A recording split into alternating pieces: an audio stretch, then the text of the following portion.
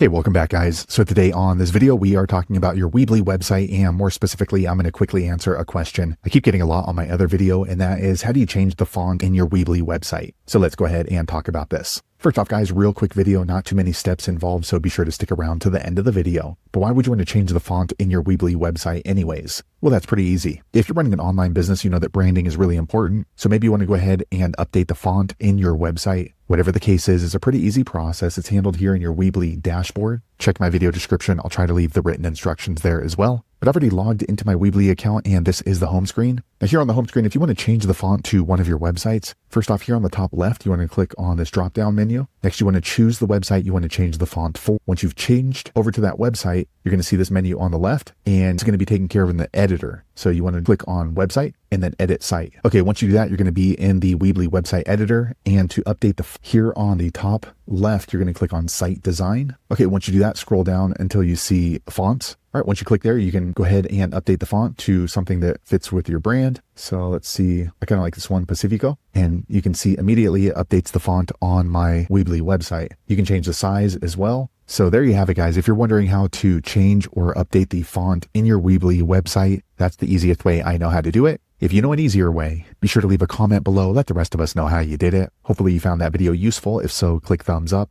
or maybe consider subscribing to my channel, and I hope to see you on the next video. Thanks again for watching.